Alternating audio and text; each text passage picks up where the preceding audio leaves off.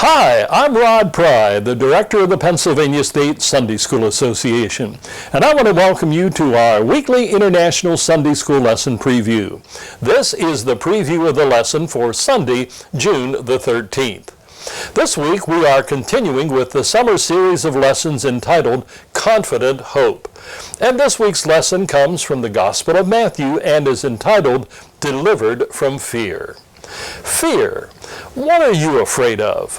One internet website lists over 100 different named phobias, things that people are afraid of.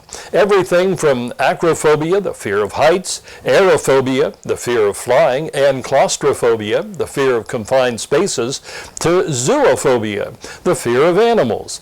The list just goes on and on and on. It seems like everything is covered. And if you don't find it on the list, there's always pantophobia, which is the fear of everything.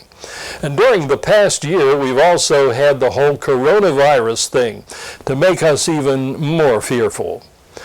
With so many different things for us to fear, we might be tempted to just lock ourselves up in our room and never come out. Is that what we should do?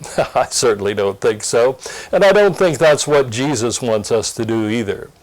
The printed scripture for today's lesson comes from the 8th chapter of Matthew, just 5 short verses from verse 23 to 27. Jesus had just finished preaching, and he wanted to rest and get away from the crowds for a while. So he decided to go to the other side of the Sea of Galilee. Verse 23 says, "Then he got into the boat, and his disciples followed him." Several things that you need to keep in mind as you read today's lesson scripture.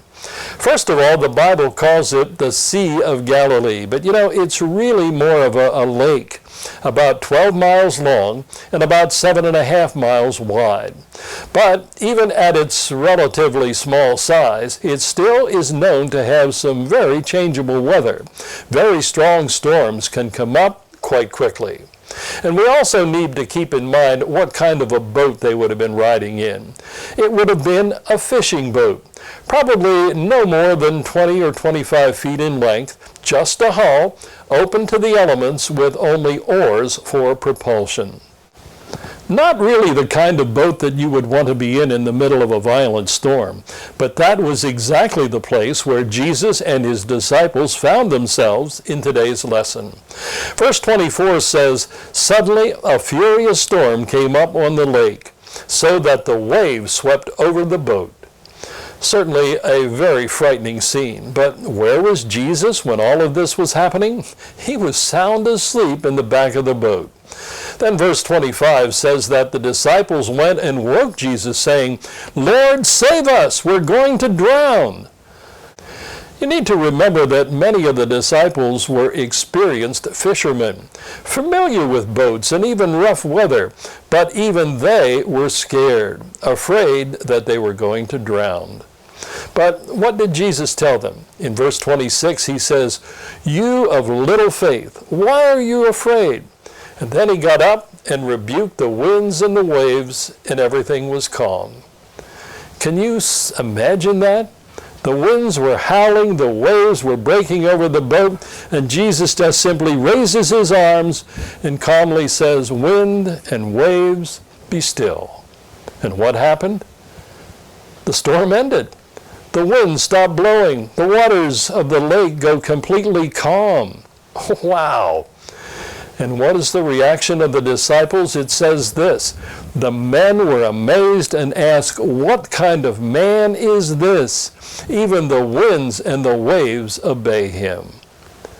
Look again at what Jesus said about the disciples' fear. He said, "You of little faith, why are you so afraid?"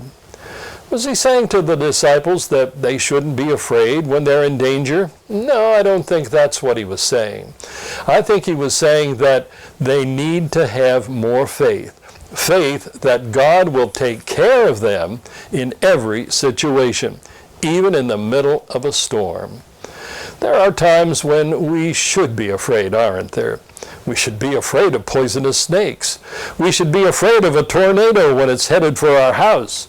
We should be afraid of situations where our lives are in danger. Fear is part of our human makeup.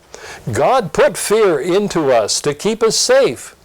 And there are times that we should be afraid, but there also are times when we need to have faith, when we need to face those fears.